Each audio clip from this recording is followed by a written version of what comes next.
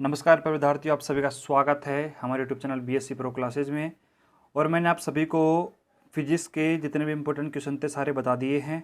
और खुश सी की बात यह है कि जो शेखावाटी वाले बच्चे हैं उनके जो पेपर आए हैं उसी पेपर के हिसाब से आए हैं जो मैंने आपको बताए थे। तो यहाँ पे आप घबराएं नहीं कि जो राजस्थान यूनिवर्सिटी वाले बच्चे हैं उनके लिए भी यही इंपॉर्टेंट है। आप तो यही पढ़ के जाना, आपके भी यहीं से क्वेश्चन आएंगे गारंटी के साथ में।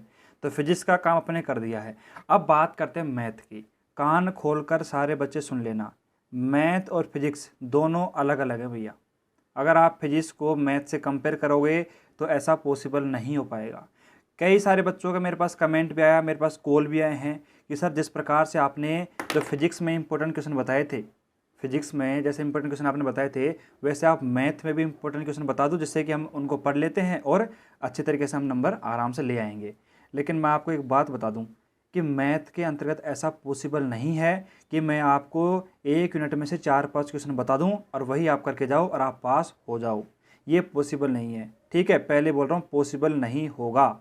तो फिर आप कहोगे सर क्या करें, फिर हम क्या करें, किस प्रकार से तैयारी करें।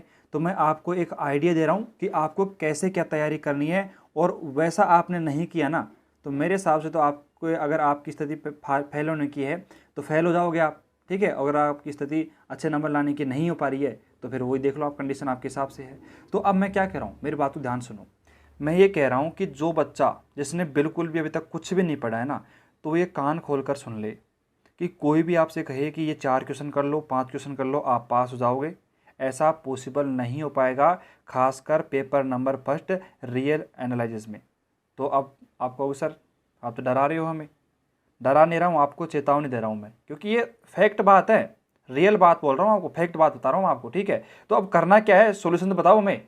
तो मेरी बात को ध्यान से सुनो।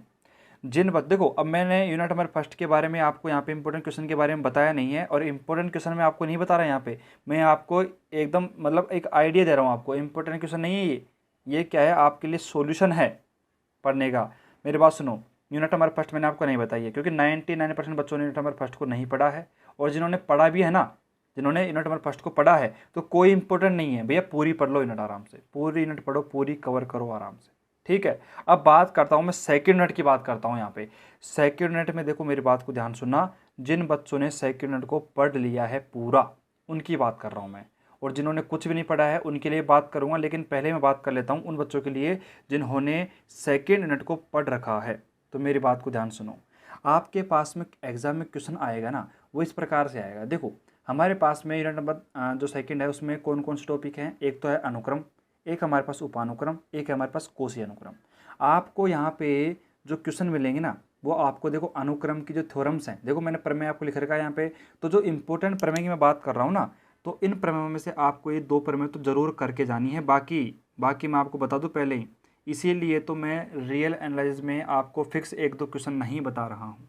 इसके पीछे का कारण ये है कि आपके क्वेश्चन आए कि नहीं आए कोई ज़रूरी नहीं है जो मैं बता रहा हूँ आपको, क्योंकि इसमें सभी इंपॉर्टेंट है, सभी कुछ इंपॉर्टेंट है इसके अंतर्गत। तो आपको अपने दिमाग से बात निकाल देनी है कि सर इंपॉर्टेंट क्वेश्चन बताएंगे, वही पढ़ के जाना है मैथ के अंदर। तो खासकर किसके अंदर, मैथ के अंदर। फिजिक्स में आप वो चीज़ कर सकते हो, लेकिन मैथ में ये काम नहीं कर सकते। कोई सी पेपर की बात कर रहा हूँ मैं, ठीक है। अब यहाँ पे मैं बात करता हूँ, यहाँ पे हमारे पास में अनुक्रम, आवश्यक एवं परिबंध, ये आपको कर लेनी है। पर मैं बाल जन वास्टाज आपको कर लेनी है। उसके अलावा कोशी अनुक्रम और उपानुक्रम के जो मैंने क्वेश्चन आपको करवाए थे वो भी आपको करने हैं। कहने का मतलब ये है कि आपको जो यूनिट पढ़ी है ना आपने, पूरी तैयार करनी है। इसी प्रकार मैं बात करता हूँ थर्ड यूनिट में। थर्ड यूनिट में आपको बता दूं कि डार्बो प्रमेय, रोल प्रमेय, एक थ्योरम यहाँ से एग्जैक्टली आती है हर साल। तो आप पिछले साल डार्बो आई थी, इस बार रोल प्रमेय आने के चांसेस हैं वो थोड़े ज़्यादा हैं, तो आप इनको कर लेना। इसके अलावा देखो थर्ड यूनिट में क्या है, रोल प्रमेय के प्रश्न है हमारे पास में, ठीक है। अवकलनीय वाले प्रश्न हैं तो उनको करके जाना है आपको। मैंने आपको प्रॉपर तरीके से पूरी करवा रखी है यूनिट, आपको वहाँ से पढ़ के जानी है, ठीक है। अब यहाँ पे इसी प्रकार देखो यूनिट नंबर फोर्थ की बात करता हूँ मैं। तो यूनिट नंबर फोर्थ में भी देखो हमारे पास में आर समाकलनीय वाले प्रश्न आपको मिलेंगे। 2 क्वेश्चन आपको आर समाकलनीय वाले मिलेंगे, तो 2 क्वेश्चन आपको वहाँ से कर लेने हैं। इसके साथ साथ में आपको देखो रीमान समाकलनता के लिए आवश्यक एवं पर्याप्त शर्त वाली एक थ्योरम है, वो आप जरूर करके जाना भैया। और रीमान की महत्वपूर्ण प्रमेय, इस प्रकार से चौथी यूनिट हो गई। उसके बाद मैं आगे चलता हूँ 5 यूनिट।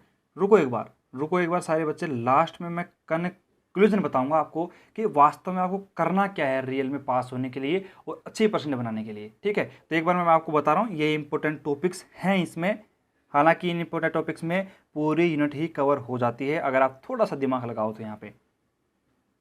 ठीक है, अब यहाँ पे देखो फिफ्थ यूनिट की बात करता हूँ मैं, कई बच्चों ने फिफ्थ यूनिट भी पढ़ी है, तो यहाँ फिफ्थ की बात करता हूँ। देखो यहाँ पे एक समान अभिसरण के लिए आवश्यक एवं पर्याप्त शर्त, ये काफ़ी इंपॉर्टेंट है। और इसके अलावा देखो एमएन परीक्षण का जो डेरिवेशन है वो आपके एग्जाम में आ सकता है इस बार। और इसके अलावा देखो हमारे पास जो फिफ्थ यूनिट में एमएन वाइस्ट्राइस हो गया, एम वाइस्ट्राइस परीक्षण हो गया, डिक्ले हो गया और आबेल हो गया, इनके सवाल आपके एग्जाम में आएंगे और आपसे अभी सारी प्रूफ करवाने के लिए आएंगे वो सवाल। तो अब यहाँ पे आपको करना क्या है सर, आप तो ये बताओ कि हमें करना क्या है, ये बताओ आप। तो मैं आपको एकदम क्लियर कर दूँ भैया, मैं आपको क्लियर कर दूँ, कोई भी ऐसा तरीका नहीं है जिससे कि आप कम समय में पढ़ के मतलब अच्छी परसेंटेज बना सकते हो, क्योंकि ये रियल है भैया।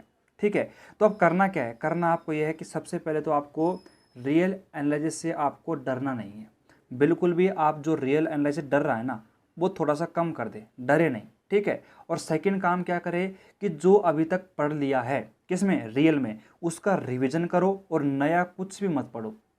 आ रही है बात समझ में? मैं ये कह रहा हूँ कि आपने जो अभी तक रियल में पढ़ा है ना, चाहे आपने दूसरी पढ़ी है, आपने केवल दूसरी पढ़ी है, तो क्या करो भैया, अब आप तीसरी पे मत जाओ आप, क्योंकि आप वही बात है, आपके माइंड में तो वही माइंड सेट बैठा हुआ है कि आपको 2 यूनिट करनी है, 3 करनी है, लेकिन आपको पता है कि नहीं है कि आपने जो पढ़ी है वो आपको आती कि नहीं आती है। बहुत सारे बच्चे हैं कि अरे पढ़ ली वो तो ठीक है, अरे पढ़ तो ली लेकिन लिख के आएगा नहीं लिख के आएगा वो तो देखते रहे एग्जाम में। तो वो बात बहुत ज़रूरी है, तो इसलिए नया कुछ नहीं पढ़ना है, वो अपने स्तर पे देखो आप कि आपको अगर मान लो 1 यूनिट पूरी ढंग से आती है कहीं से करवा लो, उसके अलावा आप नया पढ़ सकते हो। लेकिन आप अगर बिल्कुल कुछ नहीं पढ़ा आपने तो फिर क्या करोगे आप। अब यहाँ पे एक सवाल उठता है कि सर हमने तो कुछ भी नहीं पढ़ा, हम क्या करें, हमने तो बिल्कुल अभी तक कॉपी उठा के नहीं देखी है, हम क्या करें। मेरी बात को ध्यान सुनो, अगर आपको पास होना है, अगर आपको रियल नॉलेज में पास होना है तो आपको 1 यूनिट को पकड़नी पड़ेगी। और मैं आपको एडवाइस करूँ तो अगर आप कौन सी पकड़ोगे, तो आप पास होने के लिए आप एक काम करो, आप एक काम कर सकते हो, चौथी जो यूनिट है अपनी रीमान समाकलन वाली जो यूनिट है उसको आप पकड़ लीजिए।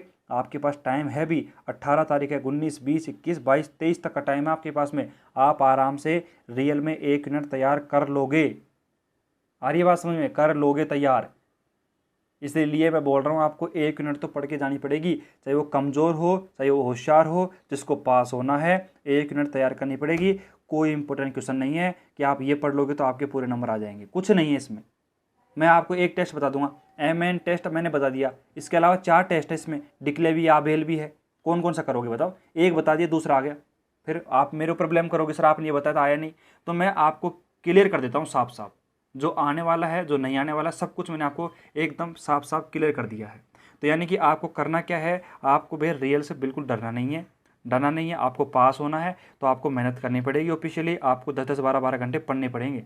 पहले बोल रहा हूँ पास होना है तो 1 यूनिट तो तैयार करनी पड़ेगी पास होने के लिए, चाहे वो कोई सी ले लो आप, चाहे दूसरी ले लो, चाहे तीसरी ले लो, चाहे चौथी ले लो, कोई सी ले लो आप। और मेरे मान तो चौथी कर लेना भैया, क्योंकि चौथी यूनिट में से आप कर लेते हो ना तो आपके सीधे क्वेश्चन उठते हैं, सीधे क्वेश्चन उठते हैं और आप आराम से 2 क्वेश्चन करके आते हो, 8 नंबर आपके आगे पास आप हो गए हैं।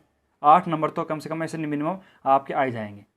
तो ये काम करना है भैया, जिसने बिल्कुल कुछ भी नहीं पढ़ा है ना उसके लिए बोल रहा हूँ मैं, 1 यूनिट पढ़नी पड़ेगी। और ऐसा सोच रहे हो भाई अरे हम लास्ट टाइम पे देख लेंगे कैसा क्या होगा, कुछ नहीं होगा। लास्ट टाइम पे आपका माथा खराब हो जाएगा और आप फिर वही बात है फेल के कगार में खड़े हो जाओगे। आगे बात समझ में। और इसके अलावा आपको जो थ्योरम्स हैं उनकी आपको लिख लिख के प्रैक्टिस करनी है, लिख लिख के प्रैक्टिस करनी है, आपको इतनी प्रैक्टिस करनी है कि आप मतलब बोलो और आपके आंसर आ जाए, ये काम करना है। तो मेरे हिसाब से सारे जितने बच्चे हैं समझ गए होंगे कि मैथ में कोई इंपॉर्टेंट नहीं होता है। आपको मैंने बता दिया कि किस प्रकार से यूनिट नंबर 2 में क्वेश्चन आते हैं, 3rd में कैसे आते हैं, 4th में कैसे आते हैं, 5th में कैसे क्वेश्चन आपके एग्जाम में आते हैं। तो उसी बेस के ऊपर आपको तैयारी करनी है, उसी बेस को लेकर। और हो सके तो आप ज़्यादा यूनिट के चक्कर मत पढ़ो, एक पहले पढ़ो, एक पूरी आती है तो दूसरी पढ़ो। पहले बोल रहा हूँ रियल की बात है मेन, क्योंकि बच्चों के साथ प्रॉब्लम ये होती है कि वो 2-2, 3-3 यूनिट पढ़ लेते हैं लेकिन उनका रिवीजन ढंग से नहीं हो पाता, तो एक भी यूनिट ढंग से नहीं कर पाते, एक भी क्वेश्चन एग्जाम में नहीं हो पाता उनसे। ये कहानी, ये सिचुएशन बन जाती है बच्चों के साथ में रियल में। जो पढ़ा है वो भूल जाते हैं सब कुछ, क्योंकि प्रैक्टिस नहीं करी। अरे लिख लिख के प्रैक्टिस नहीं करोगे तो क्या होगा फिर। तो बात समझ में आ रही है ना, सारे बच्चे सभी समझदार बच्चे हैं, सभी को कंप्लीट समझ में आ गया है। ठीक है, तो अब आप सभी से मैं विदा लेना चाहूँगा, और जो भी आपका डाउट है कमेंट में कर देना। बाकी इसका कोई सोल्यूशन नहीं है कि कोई इंपॉर्टेंट बता दो आप। और इसके अलावा लास्ट में मोटिवेशन कोड है, अरे थोड़ा जोश में आ जाओ भैया। पहले बोल रहा हूँ कुछ नहीं करोगे तो फेल होगे, कुछ करना है आपको, कुछ करना है बढ़िया करना है, लेकिन बढ़िया करना है भैया, ठीक है। तो कभी हारने का इरादा हो तो उन लोगों को याद कर लेना जिन्होंने कहा था कि तुमसे नहीं होगा। उनको करके दिखाना है, उनको करके दिखाना है कि हम कर सकते हैं। तो देख लीजिए, अब आपके पास में टाइम खूब है, खूब टाइम है। कई बच्चे सोचते हैं टाइम कहाँ है, अरे टाइम खूब है, 18, 19, 20, 21, 22, 23 का टाइम पड़ा है आपके पास में। करो जितना करना है, लगा दो, 10, 12 घंटे, 24 घंटे पढ़ो, क्या दिक्कत है बताओ। आपके पास टाइम खूब है। अब आप वही बात है, सोने वोने को लेके बैठे रहोगे, फ़ोन चलाना वो है, फिर वही है, फिर आपका काम नहीं हो पाएगा। आपको केवल पढ़ना है, इस टाइम तो पढ़ना ही है, ये करना है आपको, ठीक है। तो मेरे हिसाब से कंप्लीट क्लियर हो गया होगा क्या करना है क्या नहीं करना है। और बाकी कोई डाउट हो तो मेरे से कॉल कर लेना।